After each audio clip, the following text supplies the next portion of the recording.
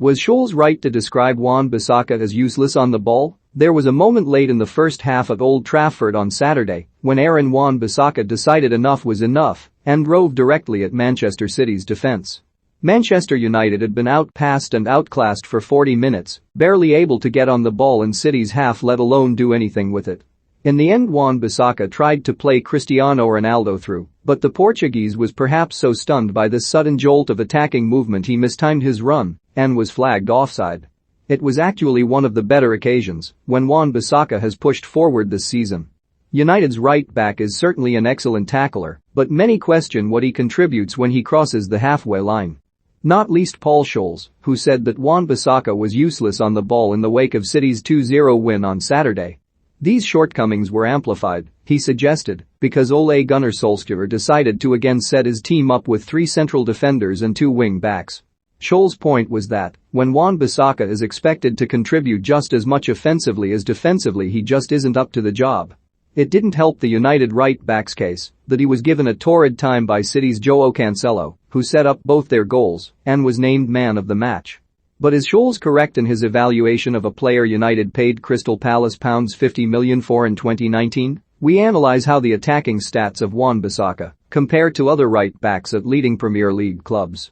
Goals and assists. Certainly, the base-level stats for contributing goals and assists don't reflect well on Wan-Bissaka, who has a big fat 0 in both columns this season.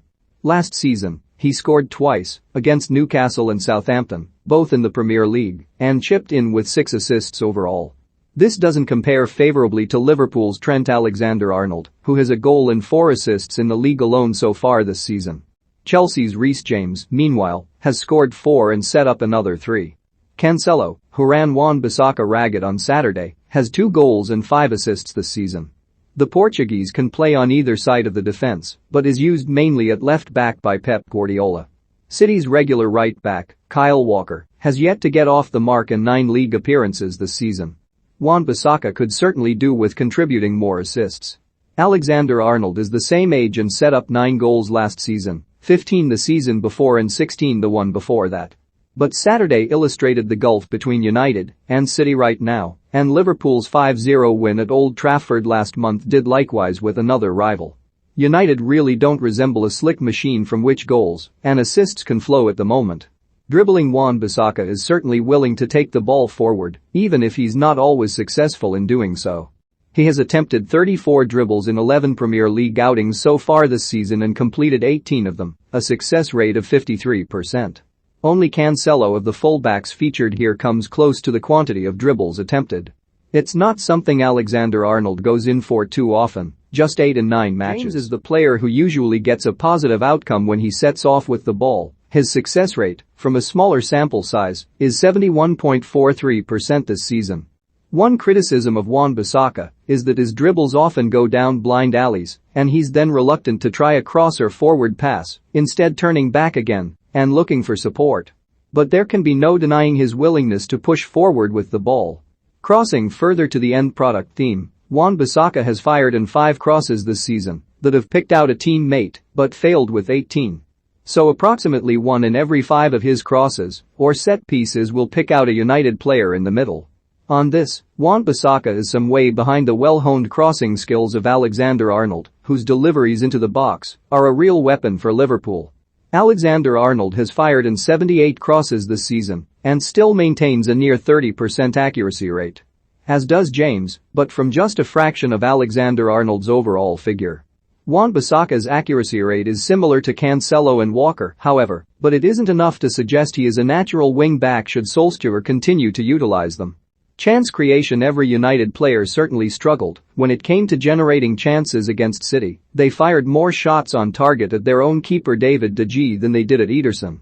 Wan-Bissaka certainly found it difficult to get anything going, and he was far from alone. But it isn't the first time he's struggled creatively this season. In his 11 league games, Wan-Bissaka has created 8 chances but hasn't played a single through ball. By comparison, Alexander-Arnold has teed up 30 Liverpool chances and played 8 through balls.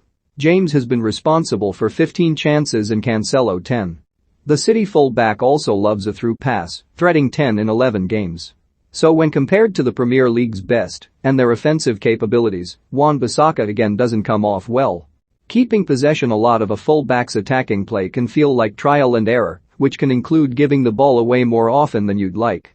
Wan-Bissaka has lost possession 136 times in his 11 Premier League games, which sounds bad until you see Alexander-Arnold has done it 204 times and Cancelo 200 times. Walker, 95, and James, 72, do seem more adept at keeping hold of the ball. All of the players here maintain a passing accuracy in the 80s, with Walker the best at 88.72 followed by James on 87.23%. So the United man is no worse than anyone else in keeping hold of the ball. The key now is to learn how to do more with it.